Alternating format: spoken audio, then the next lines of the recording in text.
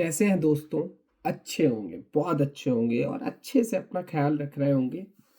Video start करने से पहले चैनल को सब्सक्राइब कर दो, वीडियो को लाइक करो। चलो स्टार्ट करते हैं। आज बहुत ही एक संवेदनशील विषय पर बात करेंगे और ये टॉपिक आप कह सकते हैं कि बहुत ज़्यादा संवेदनशील है, पॉलिटिकल इंक्लूडेड है। बट हाँ, इस पर व्यूज़ रखना बहुत ज़रूरी है कि इस पर अभी तक क्या क्या प्रतिक्रियाएं आई हैं और कहाँ तक ये बात पहुंची है। Bangladesh cricket board, BCCI, ICC, इस टॉपिक पर बहुत तसल्ली से आपको पूरी कहानी मैं समझाऊंगा। इसके बाद एसेज में जो कहानियां चल रही उस पर भी बात करेंगे और इंडियन डोमेस्टिक क्रिकेट में शुभमन गिल का एक और फेलियर और श्रेयस अय्यर की शानदार वापसी पर भी बात करेंगे। बात और भी बहुत सारे टॉपिक्स हैं, उन पर करेंगे। चलो स्टार्ट करते हैं। सबसे पहले स्टार्ट करते हैं बांग्लादेश क्रिकेट बोर्ड। बांग्लादेश क्या भारत के लिए एक नया थ्रेट बनता जा रहा है? क्रिकेटिंग लिहाज से, मैं पॉलिटिकल जियोपॉलिटिकल की बात नहीं कर रहा हूं, मैं सिर्फ एक क्रिकेटिंग नॉलेज के हिसाब से बात कर रहा हूं आपको कि क्या बांग्लादेश भारत के लिए एक नया थ्रेट बनता जा रहा है। ये सच है कि बांग्लादेश में जो हो रहा है वहां पर ये स्टैंड लेना बिल्कुल सही था कि उनके जो क्रिकेट जो एनालॉजी है, हमारी जो क्रिकेटिंग, हमारा मतलब बीसीसीआई बहुत बड़ा बोर्ड है। बीसीसीआई की जो एनुअल रेवेन्यू है ना, उसके आसपास भी बांग्लादेश क्रिकेट बोर्ड नहीं भटकता है। लेकिन बांग्लादेश क्रिकेट बोर्ड, एक छोटा सा बोर्ड, आंखें दिखा रहा है बीसीसीआई को। कह रहा है कि मैं T20 वर्ल्ड कप खेलने इंडिया नहीं आऊंगा फॉर सिक्योरिटी कंसर्न। आपको मैं बता दूं, उनके 3 मैचेस हैं। 2 मैच उनके कोलकाता में खेले जाने, एक मैच उनका खेला जाएगा मुंबई में। मतलब शेड्यूल भी इसी तरीके से रखा जाता है कि हाँ, आप भरपूर मैच खेलिए, जहां आपकी सुविधा अनुसार आप मैच खेलिए, आप वेन्यू आपके वो डिसाइड होते हैं।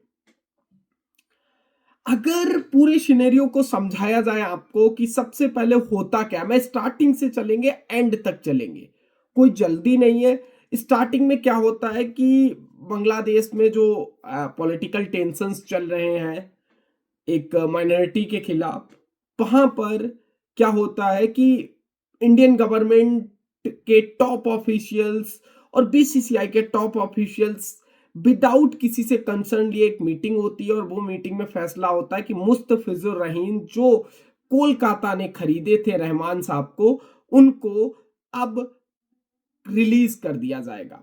इनको 9.2 करोड़, 9 करोड़ 20 लाख रुपए में केकेआर ने खरीदा था। और फिर इस स्टेटमेंट के आने के बाद केकेआर की एक ऑफिशियल प्रेस रिलीज आती है और उसमें उनको रिलीज कर दिया जाता है। फिर क्या होता है, फिर बांग्लादेश क्रिकेट बोर्ड एकदम सस्ते में आ जाता है, पगला जाता है। मतलब एक जैसे नहीं, एक बड़ा कटोरा एक छोटा कटोरा, बड़ा कटोरा वो भी पीछे पड़े हैं हमारे, अभी ये छोटा कटोरा तैयार हो गया है, ये भी पीछे पड़े। मतलब इनको चाहिए पैसा, वो तो पल ही रहे हैं आईएमएफ के फंड्स पे। बांग्लादेश एक उभरती हुई कंट्री थी साउथ एशिया के अंदर, लेकिन समय,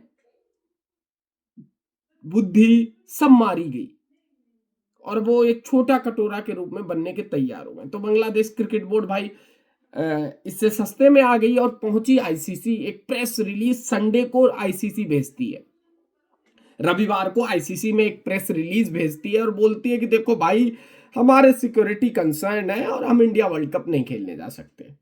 चलो बहुत बढ़िया बात है यार, हम तो स्वागत भी नहीं कर रहे तुम्हारा कंगलुओं। यार देखो, ये हम तो कह रहे हैं कि कल को एक बांग्लादेश, पाकिस्तान, सऊदी अरब और जो भी जाना चाहता है बीसीसीआई से हट करके एक अपना अलग से क्रिकेटिंग कल्चर बना लो, अपने खेलते रहो और पैसे कमाते रहो। अगर तुम्हारे पास स्पॉन्सर्स आ जाएं, तुम्हारे पास चीजें आए तो कमाओ। औकात है, औकात है बांग्लादेश क्रिकेट बोर्ड की कि बीसीसीआई के साथ टाई अप्स को तोड़कर क्रिकेट में स्टैंड खड़े हो पाना। पाकिस्तान बिखर गया, 15 साल से बायलैटरल सीरीज नहीं खेली है बीसीसीआई के साथ, और पाकिस्तान की आप हालत देख लो। लोन पे लोन ले रहे हैं, क्रिकेट के लिए भी लोन ले रहे हैं। उनके पास इतनी, पीएसएल ने उनको थोड़ा बहुत जिंदा कर रखा है। बांग्लादेश की तो वो भी हालत पतली है। बांग्लादेश में पिछले साल जो बीपीएल कराते हैं, होटल में खिलाड़ियों को रोक लिया गया था, उनके बिल पे नहीं हुए थे। ये हालत है बांग्लादेश की, और आंख दिखाते हैं बीसीसीआई को। चलो ठीक है, ये भी ठीक है भाई, आंख दिखाओ यार। तुम्हारे देखो, हर स्वतंत्र है तो स्वतंत्र हो तो आंखें तो दिखाओगे। आंखें दिखाने के बाद कह रहे हैं हम इंडिया खेलने नहीं जाएंगे। भाई तुम पाकिस्तान 2.0 बनना चाह रहे हो, बनो। तुम पाकिस्तान 3.0 बनना चाह रहे हो, बनो, लेकिन अपनी औकात में रह के बनो। चलो यहां पर भी ठीक है यार, मतलब अब इसके बाद लोग तलाशने लगे कि कैसे बांग्लादेश के मैचेस बाहर किए जाए। मतलब पाकिस्तानियों को बड़ा मजा आ रहा था, मतलब वो एकदम खुश हुए पड़े कि बीसीसीआई की ले ली, बीसीसीआई का ये कर लिया, बीसीसीआई का वो कर लिया। अरे मैं पाकिस्तानी हूं, तुमको मैं बता दूं एक बात, ध्यान से सुनना तुम लोग अगर सुन रहे होंगे तो। देखो, तुम्हारी औकात नहीं है। आईपीएल जो लीग है ना, वर्ल्ड की क्रिकेट में नंबर 1 पे है। और वर्ल्ड में जितनी लीग्स कराई जा रही है ना अभी, ये बेसबॉल और जो अमेरिकन लीग है, इंग्लैंड में लीग है, तीसरे नंबर पे है आईपीएल, वर्ल्ड में तीसरे नंबर पे। रेवेन्यू के भी मामले में, खेल के भी मामले में, और प्लेयर्स के भी मामले में। आपने बांग्लादेश का देखो, हमें ना पाकिस्तानी प्लेयर चाहिए ना बांग्लादेशी प्लेयर चाहिए हमें अपनी लीग में खिलाने के लिए। हमारे पास पैसे बहुत बड़े बड़े प्लेयर्स हैं।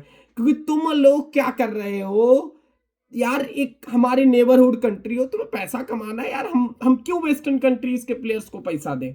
तुम लोग सही से रहो, पैसा कमाओ यहां से। चिड़े बैठे हो, तुम्हें लगता है कि तुम्हारे हमें मतलब अंगूर खट्टे हैं, अंगूर नहीं मिले तो अंगूर खट्टे, अगर पीसीबी को भी नहीं मिलेंगे तो देने हम बांग्लादेश को भी नहीं देंगे। ये हालत है, चढ़ाया भाई उन लोगों ने। बांग्लादेश ने कंप्लेन कर दी, सिक्योरिटी रीजंस हम नहीं आ रहे। चलो बहुत बढ़िया बात। अब लोगों ने किस तरीके से पूरा शेड्यूल बनाया कि चलो ठीक है, कैसे बांग्लादेश श्रीलंका में अपने मैच खेल सकती है। ऐसा कर देते हैं कि पाकिस्तान तो खेल ही रहा है, पाकिस्तान बांग्लादेश श्रीलंका को एक ग्रुप में डाल देते हैं। मतलब ये मैं पाकिस्तानियों के सॉल्यूशंस बता रहा हूँ। कुछ पाकिस्तानी तो इतने वो शब्द नहीं बोलना चाहते, इतने इतने बड़े वाले हैं। मतलब ये ग्रुप में डाल दो बांग्लादेश, तो चलो ठीक है, ये तो बहुत अच्छा सोल्यूशन था। मैं तो कह रहा पाकिस्तान और ऑस्ट्रेलिया इधर ले आओ इंडिया वाले ग्रुप में, मैं तो कह रहा चलो ठीक है, कोई बात नहीं। फिर एक और सोल्यूशन आ जाता है यार, सोल्यूशन आता है जो आईसीसी की एक मीटिंग होती है सोमवार को। मैं पूरी कहानी बताऊंगा, आप लोग बस बने रहिए, सुनते रहिए। सोमवार को एक मीटिंग होती है, उसमें फैसला लिया जाता है, विचार करा जाता है। आईसीसी के सारे स्टेक होल्डर्स बैठे हुए होते हैं, और ये गोपनीय मीटिंग होती है। और इस गोपनीय मीटिंग में फैसला ये लिया जाता है कि क्या जाए। तो आईसीसी में जैसा सारे लोगों ने ये फैसला लिया कि चलो देखते हैं, उन्होंने मतलब 3-4 पॉइंट्स को निकाला कि हाँ इन पॉइंट्स पर बात हो सकती है। पॉइंट्स ये थे, सबसे पहला पॉइंट था कि बांग्लादेश के मैचेस इंडिया में ही कराए जाएं। क्योंकि रीजन क्या है, आप लोग भी समझो, सारे होटल्स की बुकिंग हो चुकी है प्लेयर्स के लिए, ग्राउंड की बुकिंग हो चुकी है, ब्रॉडकास्टर्स के रुकने के होटल्स की बुकिंग आईसीसी करा चुका है, सब करा चुका है कोलकाता के अंदर। प्लेयर्स जो आ रहे हैं वेस्ट इंडीज, इटली, ये लोग भी इफेक्ट होंगे, उन लोगों के भी ग्रुप्स में सारी बातें हो चुकी हैं, सारा सब कुछ, लगेज, बहुत सारी चीजें होती हैं। आप एक वर्ल्ड इवेंट करा रहे हैं, इसकी तैयारी 60 दिन, ये 2 महीने 3 महीने पहले शुरू होती है, अभी वर्ल्ड कप तो 28 दिन रह गया है। तो ये कहानी आप लोगों को समझनी पड़ेगी। इसलिए आईसीसी ने, चलो अगला आईसीसी सोचा कि चलो ठीक है, अगर आपको नहीं खेलना है इंडिया में, सोचेंगे विचारेंगे। नए शेड्यूल पे आईसीसी काम करने सोच रही थी, लेकिन आईसीसी नहीं कर पाई। यार आप उठा के, श्रीलंका में कितने वेन्यू है, 2 3, एक और वेन्यू ऐड करोगे, मैच कराओगे, बहुत कठिन हो जाएगा श्रीलंका के अंदर। तो ये कहानी थी। फिर ट्यूसडे को भाई मीटिंग होती है फिर से, उस मीटिंग में ये पूरा फैसला आ जाता है। ये ESPN क्रिक इन्फो की एक स्टोरी है भाई लोगों, मैं आप लोगों को साथ साझा कर रहा हूं। और वो स्टोरी ये है कि ESPN क्रिक इन्फो ने बहुत ही ताजा स्टोरी कि आईसीसी ने बांग्लादेश की जो रिक्वेस्ट थी उसको रद्द कर दिया है, और बोला है कि देखो भाई एक काम करो, मैं, आप इंडिया नहीं आ रहे मत आओ, घर में बैठे रहो, नाश्ता पानी मछली भात खाते रहो, एक काम करो मत आओ, तुम्हारी जरूरत भी नहीं है, तुम्हारे जो मैच है वो फोरफीट कर दिए जाएंगे और दूसरी टीम को पॉइंट दे दिए जाएंगे। भाई साहब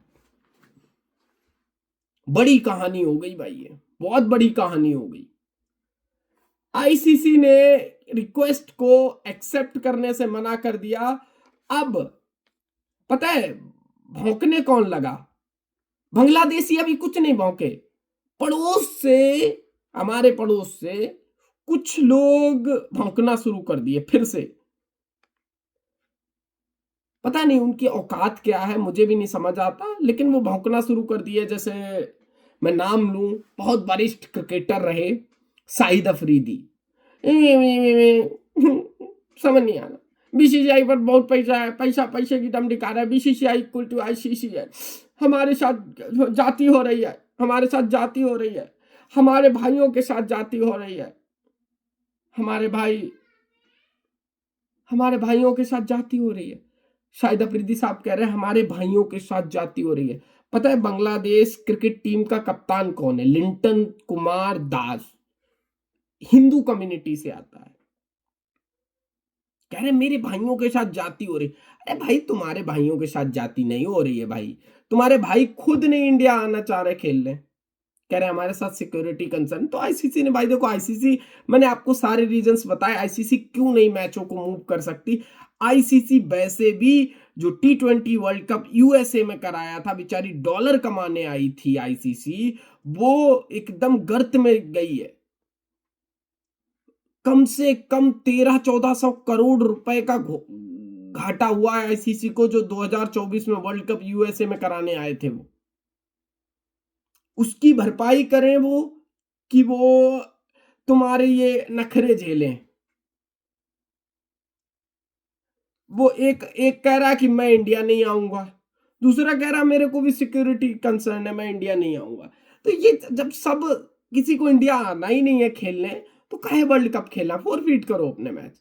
अब आईसीसी इसी मुद्दे पे काम करेगी कि जिसको नहीं आना है भाड़ में जाओ, फोरफीट करो अपने मैच। कोई कुछ नहीं, कोई हाइब्रिड मॉडल नहीं, आईसीसी को अब इसी मुद्दे पर काम करना चाहिए। फिर एक बंदा और, मतलब मैं यार बहुत सस्ते में हूं, एक कामरान अकमल भाई साहब हैं पाकिस्तान से, अलग ही नशा फूके हैं, अलग अलग लेवल का। मुझे लग रहा है पाकिस्तान में कोई अलग लेवल का नशा प्रोवाइड कराया जा रहा है, गांजे टाइप का, कोई अलग टाइप का। भाई पता है उन्होंने 4 टीमें बोली कि क्या कौन कौन सी 4 टीमें हो सकती हैं। पता है पाकिस्तान, बांग्लादेश, साउथ अफ्रीका। यार एक चीज बताओ, बांग्लादेश सुपर 8 में पहुंच रही है? नहीं पहुंच रही है, और वो सेमीफाइनल में पहुंचा रहे बांग्लादेश को। यार भाई भाई मैं लिटरली बता रहा हूं कि इन लोगों को कुछ तो हो गया है, और इनका कोई इलाज कराओ भाई, मैं लिटरली बता रहा हूं, इनका कोई इलाज कराओ, नहीं तो बहुत हालत खराब हो जाएगी। मजाक नहीं कर रहा हूं मैं, इन लोगों का इलाज कराओ भाई। तो ये हालत है, और इस हालात पे बोला जाए बांग्लादेश वाले, तो बांग्लादेश की रिक्वेस्ट भाई लोगों रिजेक्ट कर दी गई है।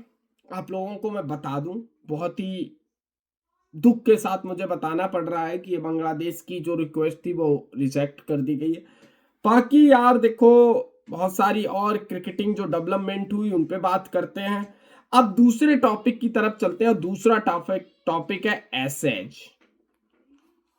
एसेज सीरीज, एसेज सीरीज में अभी जो इंग्लैंड पांचवा टेस्ट मैच भाई लोगों चल रहा है। पांचवें टेस्ट मैच के तीसरे दिन, दूसरे दिन आप लोगों को भी लग रहा था ना कि इंग्लैंड जीत जाएगी। मैंने बोला, मेरी आप वीडियो निकाल के देखो, मैंने बोला रुक जाओ भाई, वो ट्रेविस टुल्ला, अब वो टुल्ला भी नहीं रहा भाई, अब वो प्रॉपर बैट्समैन हो गया, गजब खेलता है, अलग लेवल में खेलता है यार। ट्रेविस हेड का तो जितनी तारीफ की जाए, जितनी तारीफ की जाए भाई, वो अकेले दम पे मैच निकाल के ले जा रहा है।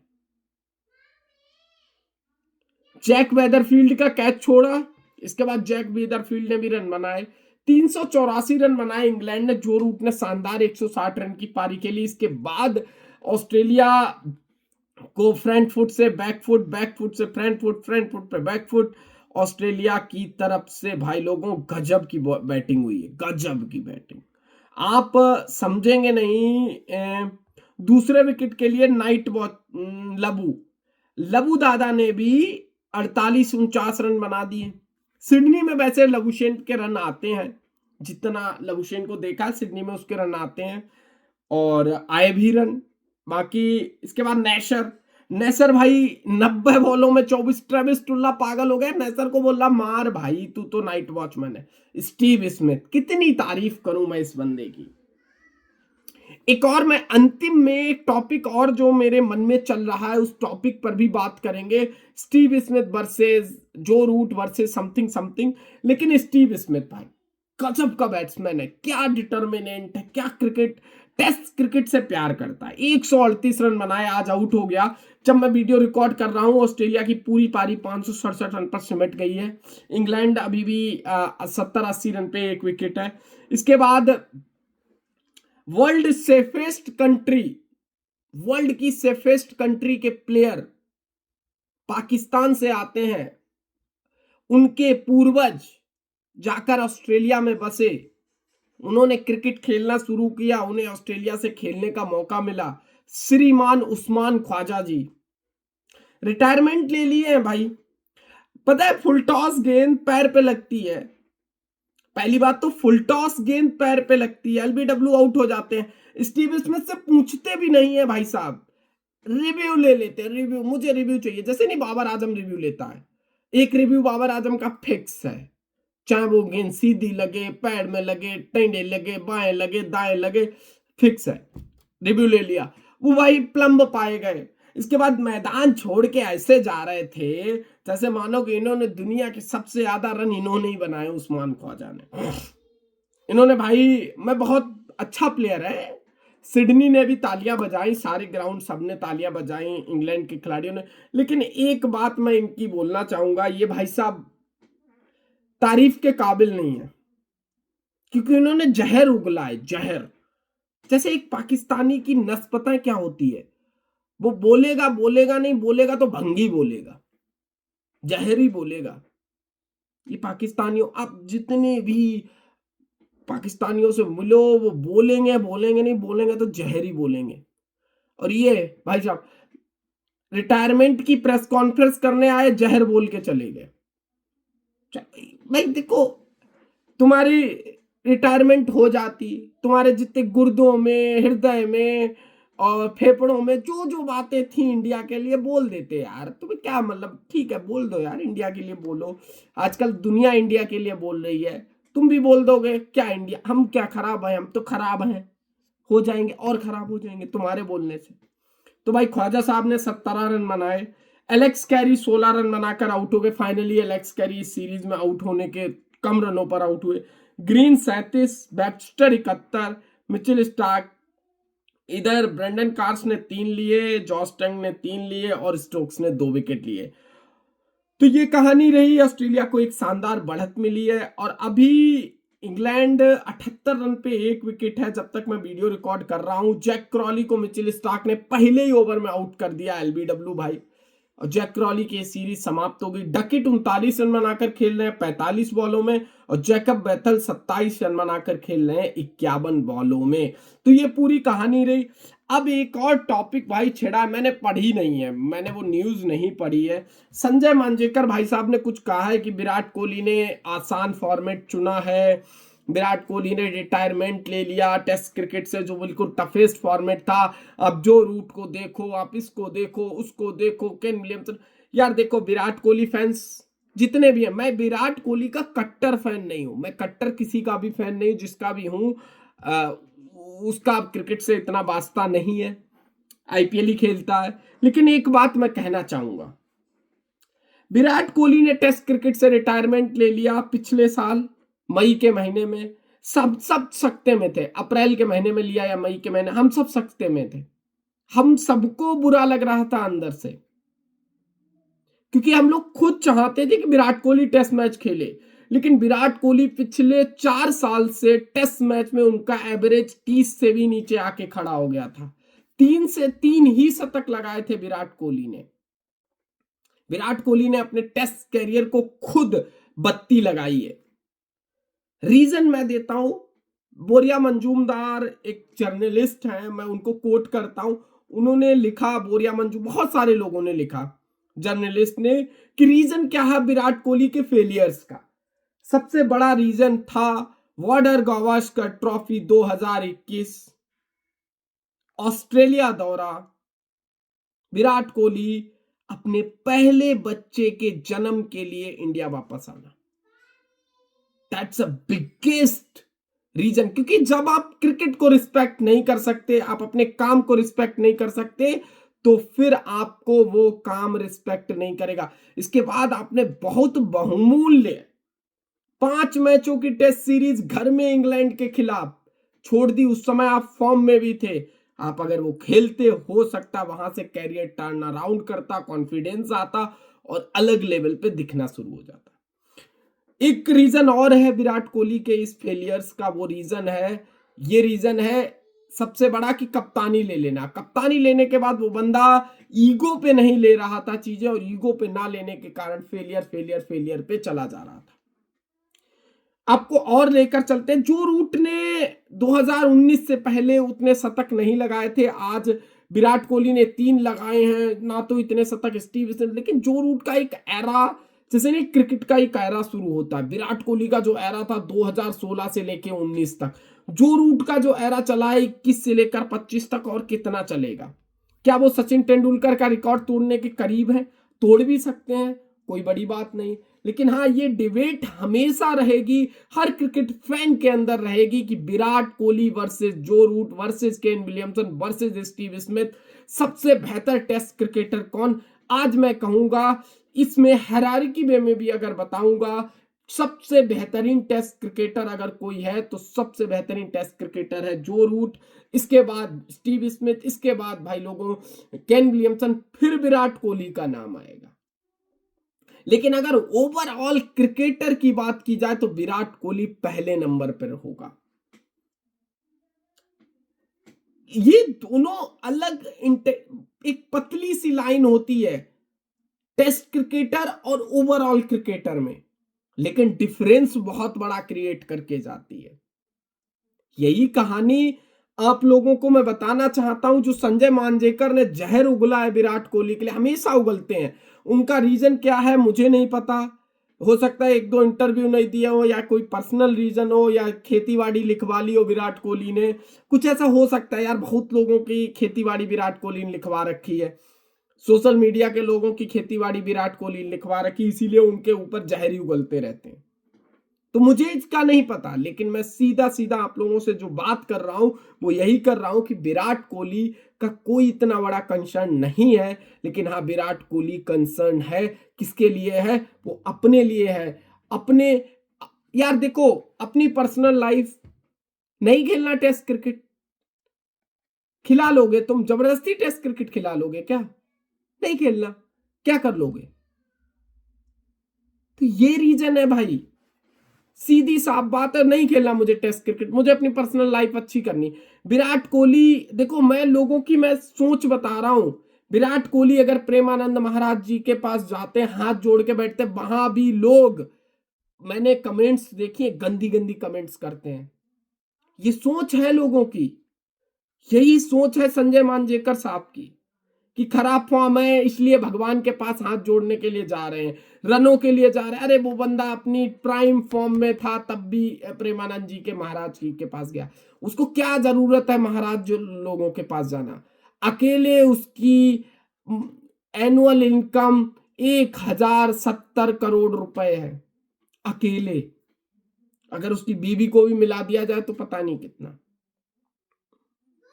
आज ही दिखा रहे थे कि संजय मांजरेकर की तो जो एनुअल इनकम है भाई, वो उसके आसपास भी नहीं भटक रही है। 1070 करोड़ विराट कोहली की टोटल इनकम है। सचिन तेंदुलकर, विराट कोहली, महेंद्र सिंह धोनी। यार पता है, मैं बताता हूं रीजन क्या है ऐसी कमेंटबाजी करने के लिए। जैसे कोई सेलिब्रिटी है, बहुत बड़ा सेलिब्रिटी, आप उस पर कमेंटबाजी करो, आपकी कमेंट वायरल हो गई, आपको अटेंशन मिलता है। और यही अटेंशन ग्रैब करने के लिए बहुत सारे लोग कमेंटबाजी करते हैं। विराट कोहली के ऊपर कमेंटबाजी करते हैं, रोहित शर्मा के ऊपर कमेंटबाजी करते हैं, महेंद्र सिंह धोनी के ऊपर।